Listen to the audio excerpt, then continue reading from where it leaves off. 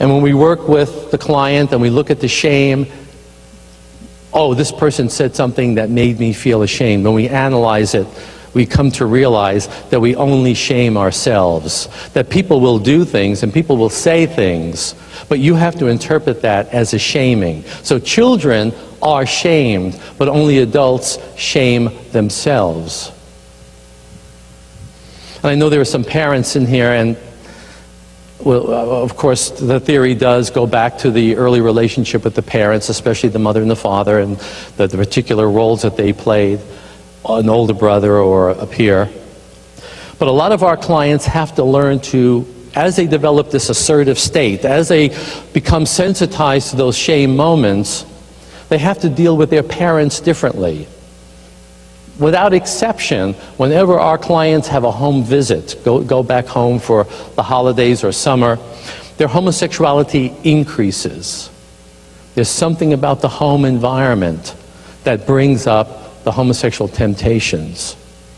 This is not about blaming parents. If you are a parent, you're here to learn. You maybe need to understand how you might have contributed to this and how you could change it. But part of the therapy is that your child, your son, your daughter may come back to you and ask you to relate to them differently. That there are certain things that you did that prompt a shame response. And it's his primary responsibility to change that. But he might ask you to look at certain things that you might be doing. So the interesting thing that happens when we do this therapy, and when people learn to live in the assertion and learn to be clear about who they are and what they want in relationships and not get manipulated, is they become more selective of their friendships. And they suddenly realize that someone that you've been in relationship with for many, many years, maybe all your life, is a person that shames you. You have a dependency on, you're still looking for their approval, but they have the power to say one little thing that can create that dropping bodily, what we call the shame moment. And now you have to talk to that person and tell that person about what they do and how it makes you feel. Understand that, then you will have a new relationship with that person. You may try to explain this to that person and they don't want to understand, they don't get it. They just keep doing what they're doing. And they become toxic people as part of your recovery. And you have to learn to put those people aside. You become much more selective with who you spend your time with. I just want to shift that and move over to something else. I'm talking about different things here. I want to talk about this. This is called What Research Shows. Let me give you some background.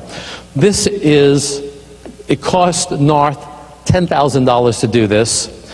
This is a document that disproves the position held by the American Psychological Association. The American Psychological Association says three things officially. Number one, psychotherapy does not change sexual orientation. It doesn't work. Fact number two, if you try to change a homosexual through therapy, you're only going to create more harm. They're going to become more depressed, more suicidal, more self-destructive. They're going to internalize their homophobia, etc., etc. Fact number three, there is no greater pathology in the gay community compared to the heterosexual community. This 600 referenced document disproves those three claims because we're fighting the American Psychological Association. We're trying to change that. And so we submitted this document to them. They tried, and we're going to hear an answer pretty soon, August or September, because there is a task force that is going to evaluate those three decisions and then make a recommendation to the board of directors. Now, we tried to get ourselves on that task force, and all of us who are on my side, Stanton Jones, myself, and a few others, were rejected, and only gays were selected for that task force. And not only are they gay, but they're gay activists. So, and they're going to be giving a decision pretty soon. So that's why we got this, and we're putting that in their hands and in the hands of the board of directors, basically challenging APA to stick to science.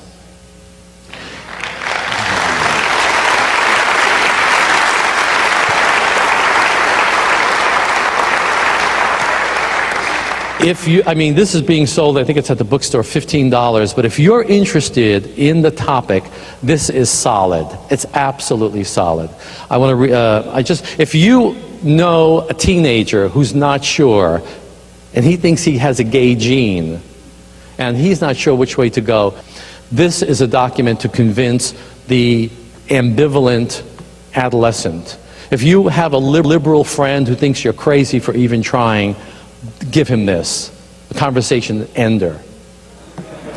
If you are dealing with a pastor who is ambivalent, who doesn't want to take a stand, put this on the desk, conversation is over. I just want to read the last paragraph. Researchers have shown that homosexuals, notably homosexual men, but in some areas homosexual women, have prevalence of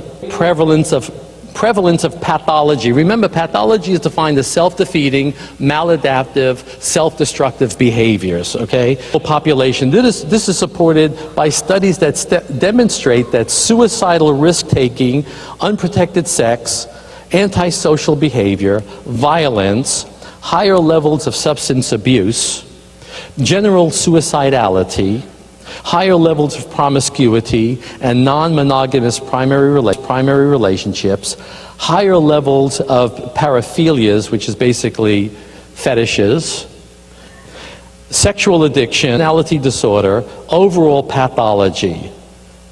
As a rule of thumb, many of these problematic behaviors and psychological dysfunctions are experienced among homosexuals at about 3 times the prevalence found in the general population, and sometimes much more. We believe that no other group of comparable size in society experiences such intense and widespread pathology.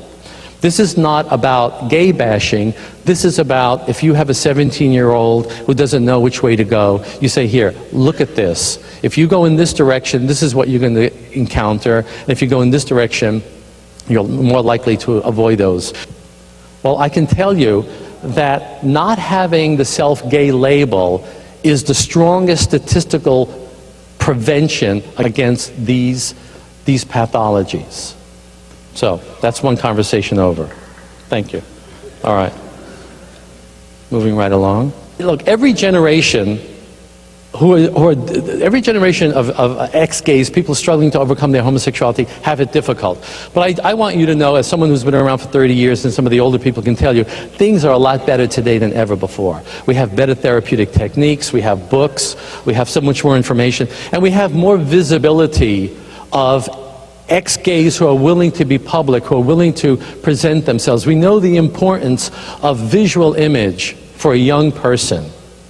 And 10 years ago, I did 2020. 2020 wanted to do a story. So anyway, they wanted to do 2020 and about the therapy, you know, and they said to me, can you find maybe some of your clients will come on television and talk about the experience of coming out of homosexuality. My 3 men were petrified to go on television. This was never done.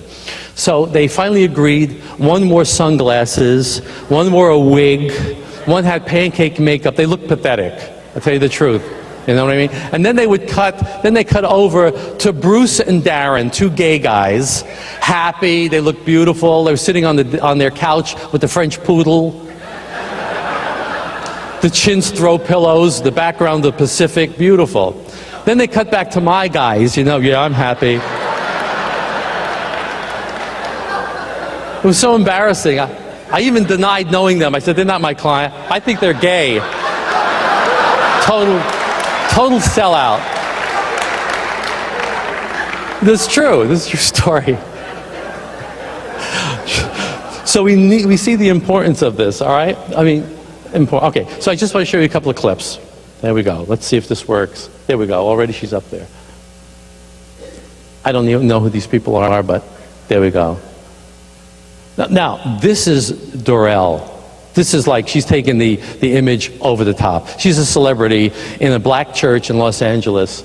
She is a real, unbelievable. She sells those shirts. People who aren't even ex-gays just buy the shirts and wear them, you know.